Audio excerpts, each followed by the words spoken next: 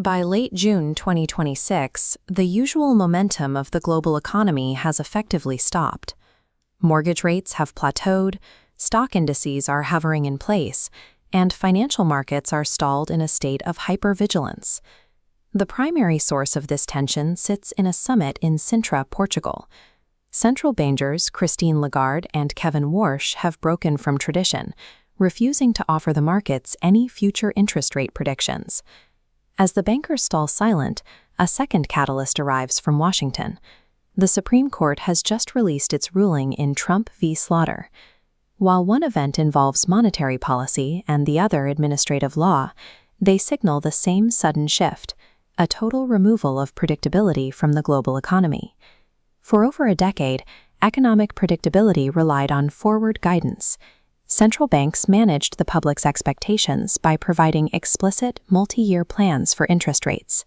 This was matched by regulatory predictability. Independent agencies historically operated as slow, methodical machines, insulated from the immediate control of the president. Global markets became dependent on these dual protections. Corporations used them to accurately price in their long-term risks and calculate future borrowing costs. The convergence on June 29th removed both pillars within 24 hours. The global economy has entered a permanent information vacuum, turning standard market reactions into a state of systemic panic. This chart illustrates forward guidance, managing the economy through explicit multi-year promises to remove market guesswork. But leaders like Lagarde are abandoning this strategy. With sudden supply shocks and the weaponization of energy, predicting the future is no longer viable. Central banks are instead pivoting to scenario testing. They communicate the specific data they monitor, but refuse to commit to specific future actions.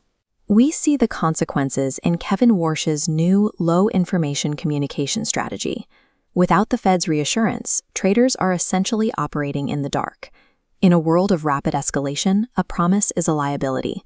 For central banks, institutional silence has become a necessary survival strategy.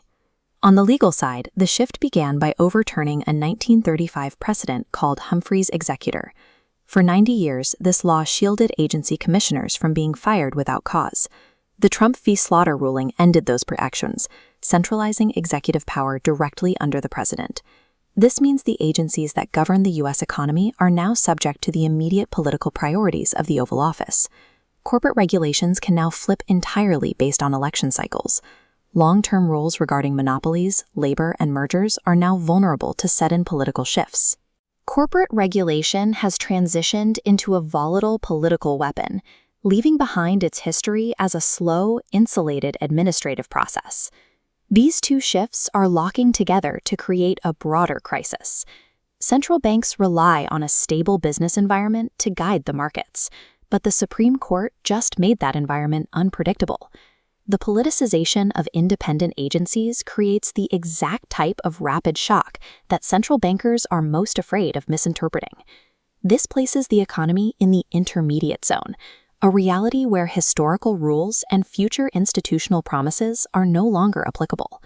Federal Reserve silence serves as a tactical defense against a politically destabilized regulatory landscape.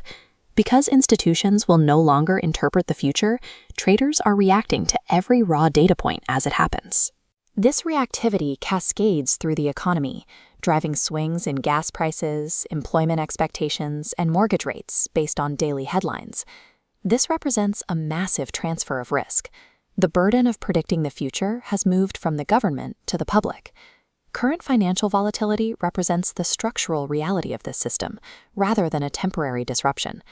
As monetary policy goes back to basics, the institutional forecasts that once provided a roadmap have vanished. Every business and household is now left to navigate the impact of sudden policy shifts on their own.